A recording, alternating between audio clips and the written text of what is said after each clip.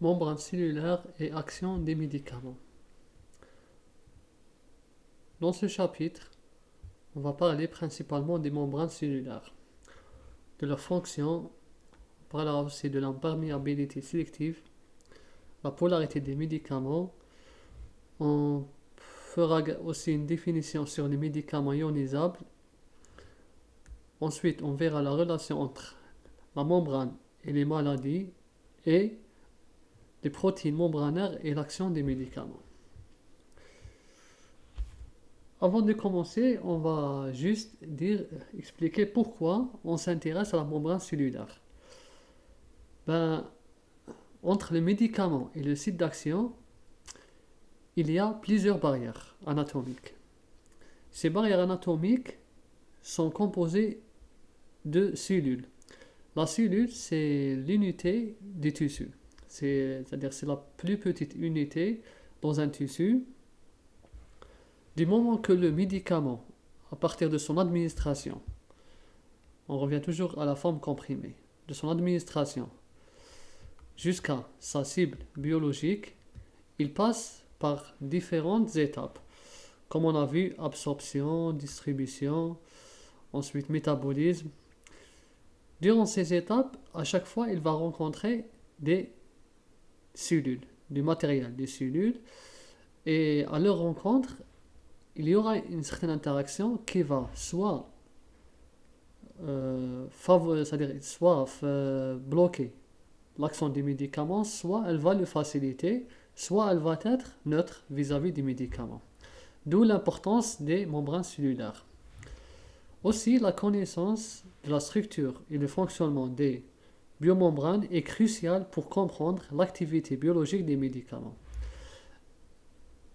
Comprendre la structure des cellules et leur fonction va nous aider à mieux expliquer beaucoup de phénomènes liés à l'interaction médicament-cellule biologique. La cellule animale. Pour commencer, un tissu ou bien un organe de l'organisme est composé de cellules. Toutes les cellules du corps humain contiennent une paroi appelée membrane cellulaire. Là, c'est une image d'une cellule. Vraiment, c'est une image en deux dimensions, elle est plane. Là, on peut remarquer le noyau de la cellule, le cytoplasme à l'intérieur de la cellule. On a aussi le noyau qui est entouré d'une membrane pour séparer c'est-à-dire l'intérieur de la cellule de l'intérieur du noyau. Et enfin, nous avons la membrane cellulaire qui entoure tout le matériel de la cellule. La membrane cellulaire, ça c'est la membrane cellulaire que je suis en train d'entourer avec le bleu. Il y a le milieu extérieur et le milieu intérieur. La membrane sépare le milieu extérieur du milieu intérieur. Maintenant, on va voir en plus de détails la structure de la membrane. Une membrane cellulaire est composée de deux couches lipidiques. Les voici. C'est ici. Deux couches lipidiques. On a une première couche et une deuxième couche.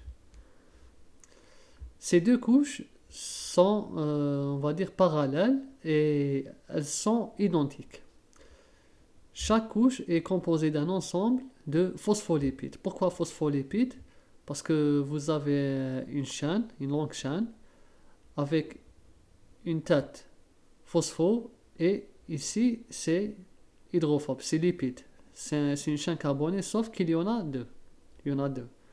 Comme ici, comme on peut remarquer. Donc ça, c'est l'unité de base de la couche lipidique. Là, la couche lipidique est composée d'un ensemble de ces phospholipides. Regardez, là, c'est la tête phosphate. Il y a c'est-à-dire c'est lié phosphate, glycérol. Ensuite, il y a cette longue chaîne carbonée. Deux chaînes carbonées. Les voici, deux chaînes carbonées. Donc vous avez un phospholipide collé à un phospholipide à un, des milliers de phospholipides collés entre eux. ça va former une couche en haut et une couche en bas. Bien sûr, la couche d'en bas, elle va être l'image de la couche d'en haut. C'est-à-dire que là, c'est la tête du plutôt le pied du phospholipide. Il va rencontrer comme ça. Le pied du phospholipide, il va rencontrer le pied du deuxième phospholipide. Comme ça. Ainsi de suite. Le deuxième phospholipide qui va rencontrer le deuxième phospholipide. Ainsi de suite. À la fin, on aura, là je vais agrandir l'image, on aura ce type de bicouche. Regardez. Donc on a une bicouche, une couche d'en haut et une couche en bas. Bien sûr, comme c'est des carbones, le carbone, on a dit que le nombre de carbone est, on va dire, est inversement proportionnel à la polarité. Donc à l'intérieur de la bicouche, ici l'intérieur, tout l'intérieur, c'est très très très visqueux, c'est hydrophobe. C'est gras, à l'intérieur c'est très gras. Donc les chaînes hydrophobes vers le centre de la membrane, ici c'est le centre de la membrane, et la tête polaire vers l'extérieur de la membrane. Donc à l'intérieur de la membrane c'est hydrophobe, gras, et à l'extérieur de la membrane c'est polaire.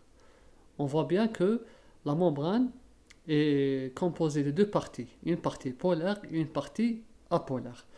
Et cette caractéristique elle a une grande conséquence sur l'activité des médicaments.